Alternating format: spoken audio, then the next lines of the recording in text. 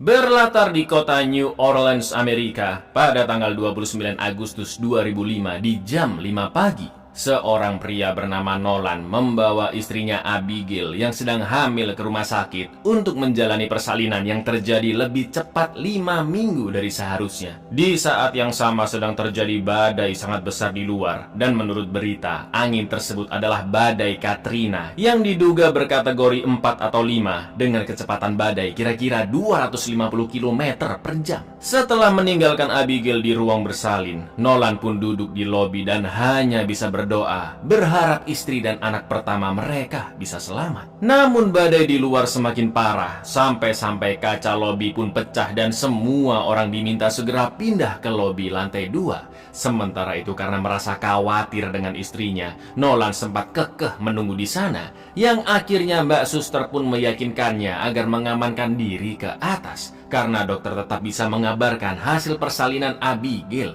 ke Nolan. Like you said, 5 weeks. Category 30%. Wait here. Baby! Going away here. Stay up while the doctors...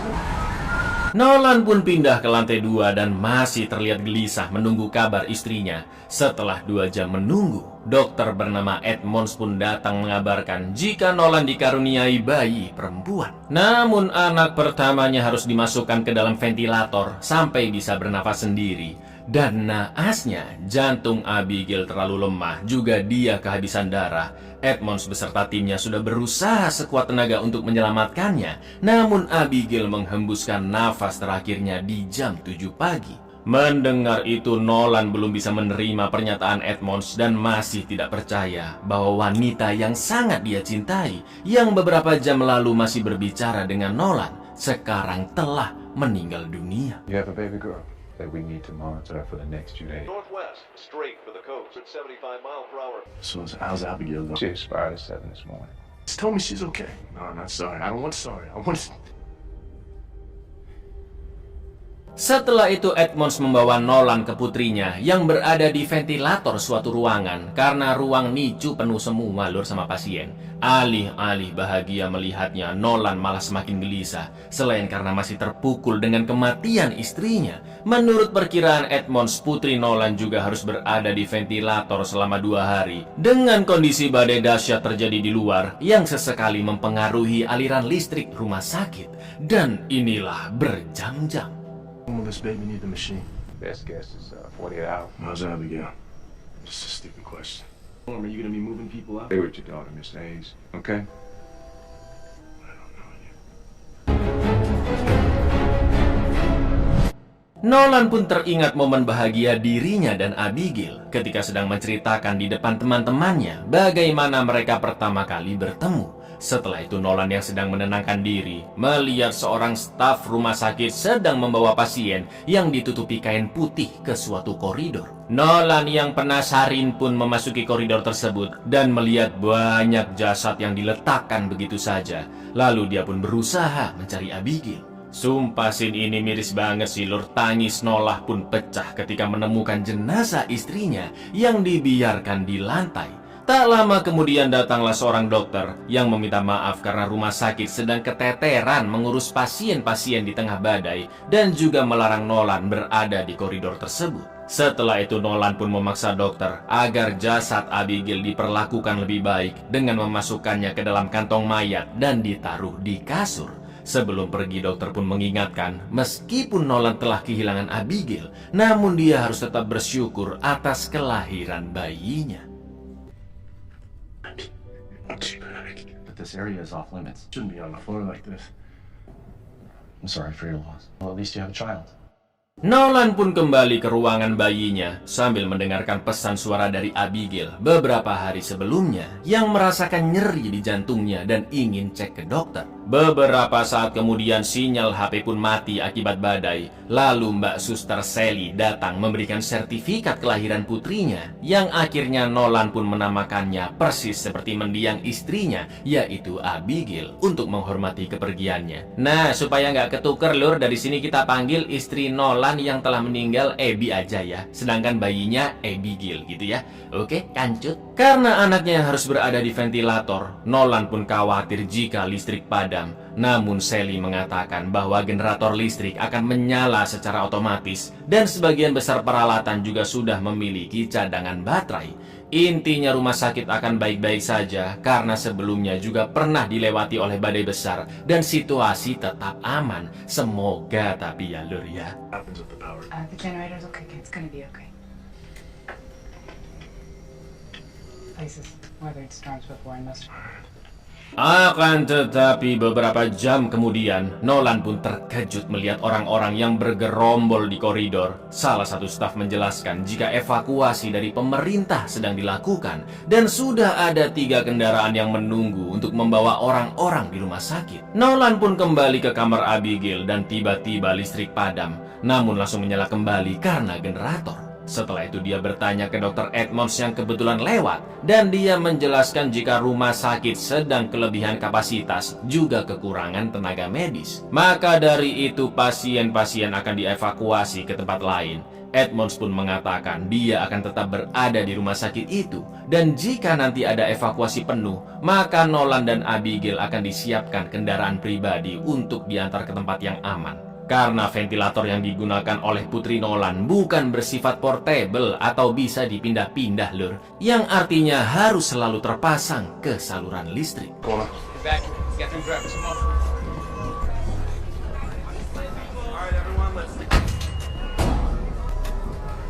It is important. We'll get you a private ride to Cherry, okay? Is there something wrong with the hospital staff? The nurse, that's all. It's just Setelah itu Nolan pergi cari makan ke kantin yang ternyata sudah kosong melompong dibawa untuk evakuasi tadi. Di sana Nolan bertemu seorang koki, sebut saja Pak Ijo, yang dapat giliran evakuasi di bis selanjutnya. Biar bisa tetap makan, Nolan pun menukarkan sebagian uangnya jadi recehan untuk beli snack di vending mesin. Pak Ijo menyarankan agar Nolan pergi ke vending mesin di lantai 4 karena mesin yang di lantai 1 akan segera diambil pihak rumah sakit. Lalu sebelum pergi, Pak Ijo pun memberikan beberapa lembar tempe mendoan agar Nolan bisa tetap bertahan di rumah sakit. On the first floor, they're gonna be there up to 4. Lunch and meat. Take it, man. No, I can't take your food. Begitu selesai mengambil beberapa snack dari lantai 4, Nolan melihat putaran angin badai di langit yang mulai menjauh.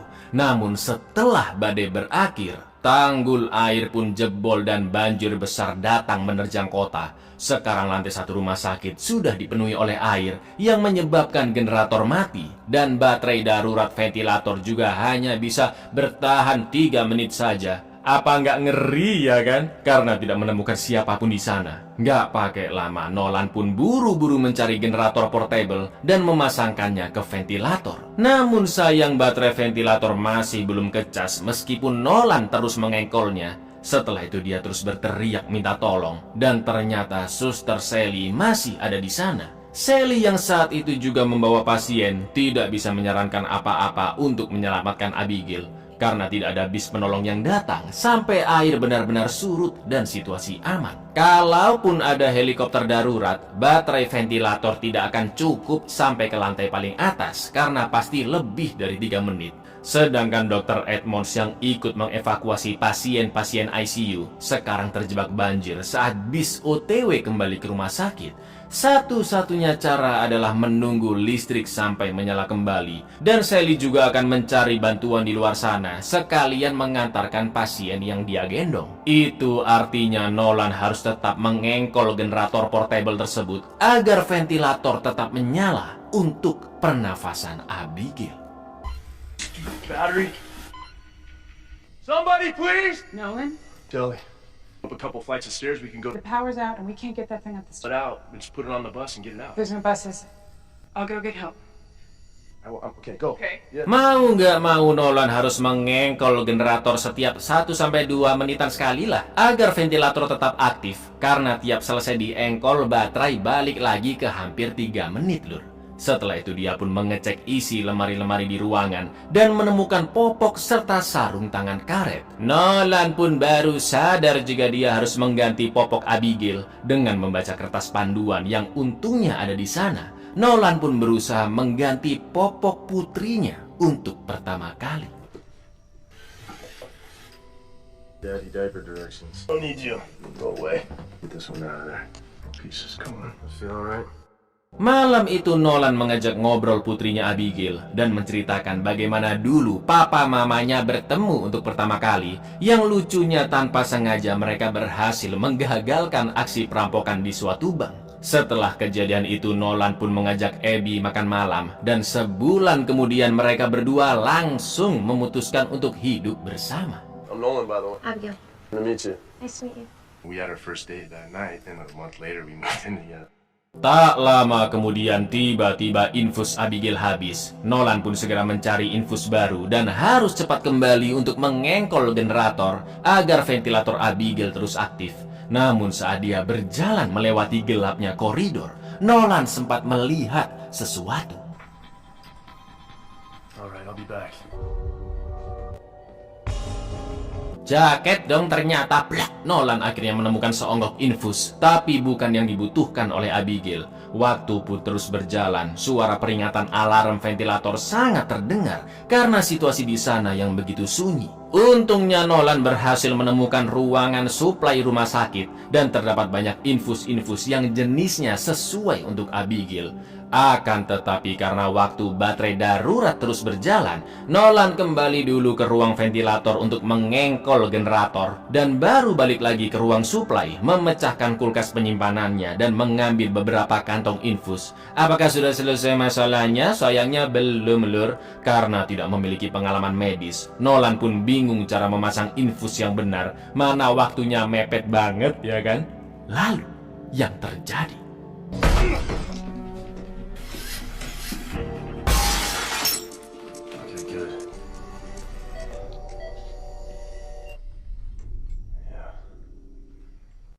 sambil menunggu listrik menyala, Nolan pun lanjut bercerita ke Abigail tentang ibunya Abby. Mulai dari Abby yang awalnya sangat menentang pernikahan, sampai akhirnya ketika sedang liburan bersama, Nolan memberanikan diri untuk melamarnya. Dan ternyata di saat yang sama Abby juga ingin melamar Nolan. Nolan juga menunjukkan cincin pernikahan di jari Abby yang dilepas oleh dokter dan dikembalikan ke Nolan tepat sebelum istrinya menjalani persalinan. Setelah itu film juga menunjukkan berita tentang situasi di luar yang sangat mengerikan. Banjir telah menggenangi rumah warga, listrik masih belum menyala, dan pastinya kesehatan para korban banjir juga menjadi terancam. Really, photographer snapped this photo. Do I have 3 months laying in a hammock?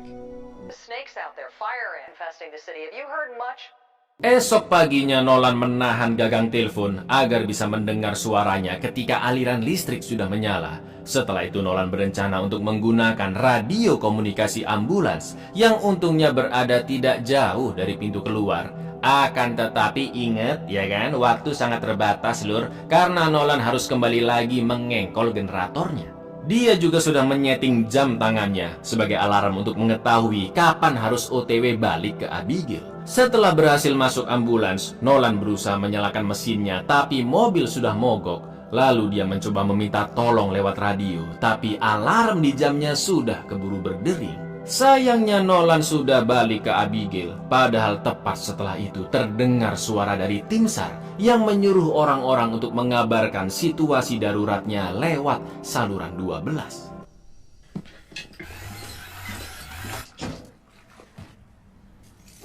Hello, can anybody hear me? Come on. Commander John Engel, Yukon, turn to channel 12 for... Hey, can you hear me? Seperti sebelumnya ketika alarm jamnya menyala, Nolan harus segera mengengkol generator, tapi ngerinya semakin lama waktu semakin berkurang. Kali ini baterai ventilator hanya memberikan 2 menit kurang karena daya generator yang menurun. Agar anaknya tetap hidup, Nolan pun pergi ke ruang generator di basement yang masih banjir dengan ketinggian kira-kira sepinggang. Alhamdulillahnya Nolan menemukan generator yang masih bagus di sana. Dan saat proses pemindahan generator ini, Lur, Nolan harus bolak-balik dari ruang generator ke ruang Abigail berkali-kali, entah berapa kali lah ini. Karena lokasi ruang generator yang agak jauh, banjir menghambat pergerakannya dan mesin generator juga cukup berat. Bahkan saking seringnya ngengkol, tangannya Nolan sampai berdarah, Lur. Sumpah ini perjuangan seorang ayah benar-benar diuji banget ya kan. Tapi sayangnya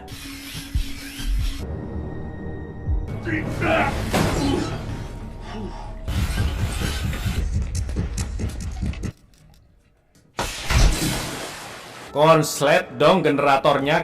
Nolan sempat pingsan beberapa saat dan tak lama kemudian dia kembali sadar. Sayangnya semua yang dilakukan tadi sia-sia dan dengan kondisi masih belum pulih, Nolan pun kembali ke ruang ventilator yang sempat mati sejenak karena tadi Nolan pingsan. Untungnya ventilator masih bisa menyala meski generator telah diengkol. Namun sekarang baterai alat tersebut hanya tersisa 1,5 menitan saja.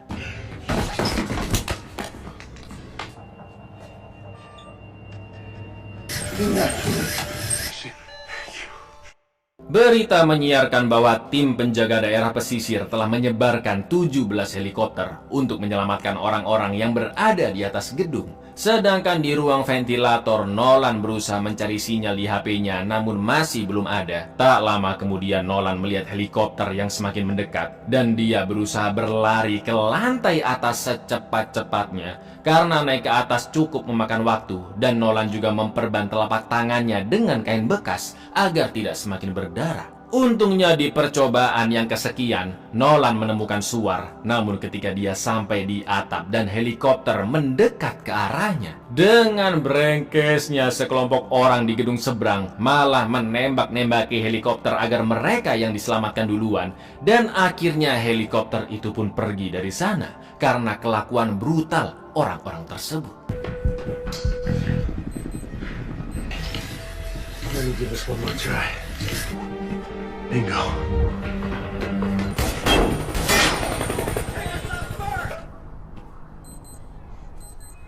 God damn it! That was our way out! Nolan pun merasa geram dengan semua keadaan yang terjadi dan melampiaskan emosinya dengan menonjok dinding sampai bolong. Setelah itu Nolan sempat mendengar suara mencurigakan di koridor dan ketika dia mencari sumber suara itu, ternyata Where you at? Buddy. Ternyata itu adalah seekor anjing penyelamat yang kakinya terjerat tali. Setelah kembali ke ruang ventilator untuk mengengkol, Nolan pun membebaskan anjing itu dari ikatan tali di kakinya dan memberikannya mendoan yang dikasih Pak Ijo, juga memanggil anjing tersebut dengan nama Sherlock. Setelah itu film pun memperlihatkan kemesraan Nolan bersama Abby dahulu. I was doing my makeup. Yeah, we should get dressed before my wife gets back. Can you please? Nolan pun mengganti cairan infus yang hanya tersisa satu lagi, lalu bermain lempar tangkap dengan Sherlock menggunakan bekas infus. Karena badannya sudah kelelahan, belum tidur sama sekali dan harus hemat energi, Nolan pun duduk di sofa dan mengikat kaki kanannya ke engkolan agar bisa mengengkol lebih santai. Tapi tiba-tiba ketika Sherlock pergi keluar ruangan, terdengar suara tembakan di kejauhan yang ternyata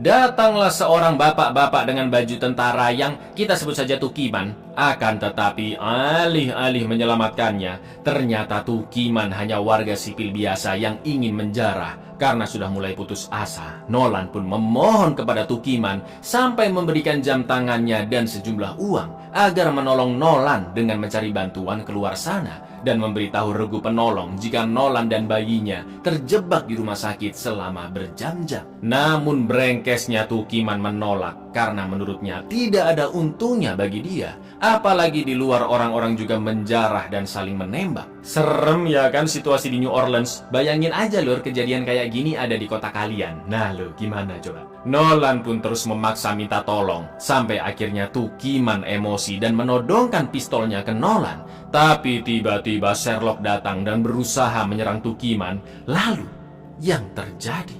There, and just tell somebody. That's free. That doesn't cost you anything. What am I gonna do with a watchman? Okay. Put you down, man.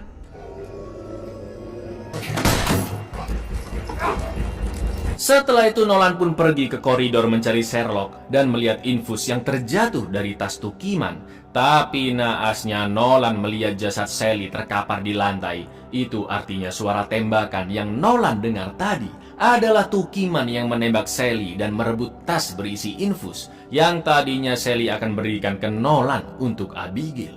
Nolan pun jelas sangat emosi melihat orang-orang seperti Tukiman yang kehilangan moral, rasa kemanusiaan, bahkan sampai membunuh manusia lain. She was a nurse! She was a nurse!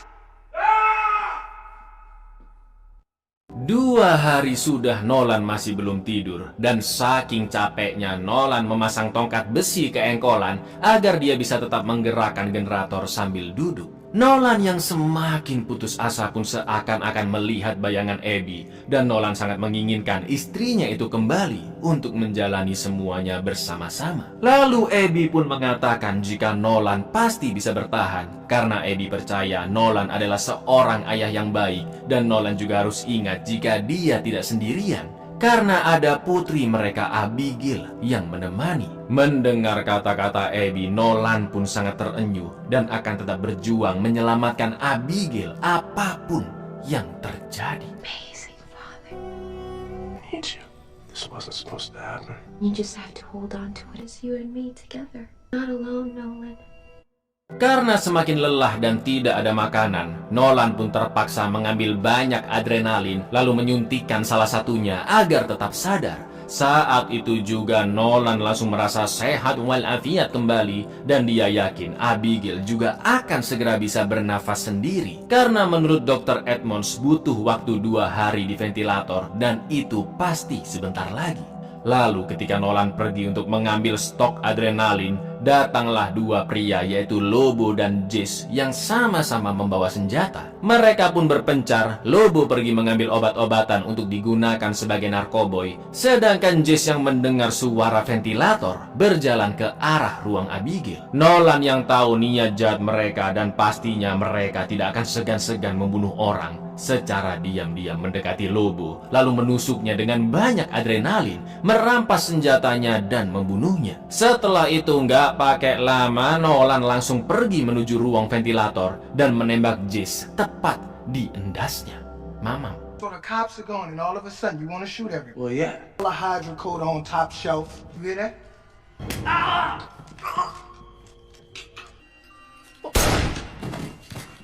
Setelah itu Nolan pun kembali menemani Abigail sambil terus mengengkol dan mengengkol generator. Lalu di keesokan paginya, Nolan semakin kelelahan, besi engkolan juga patah dan ventilator akhirnya kehabisan daya. Nolan pun benar-benar putus asa dan pasrah dengan segalanya, karena Nolan sudah melakukan semua yang dia bisa, bahkan sampai memberikan CPR atau pernafasan buatan untuk anaknya.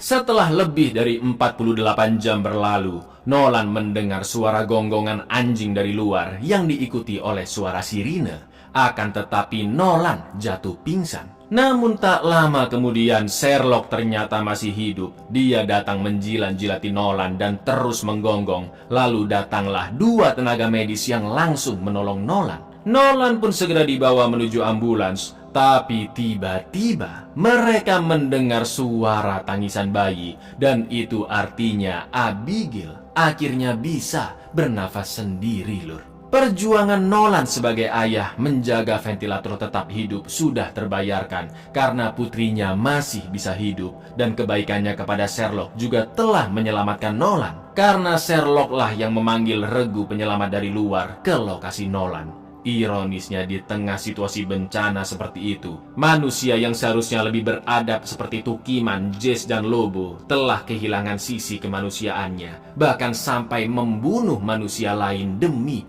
kepentingannya sendiri.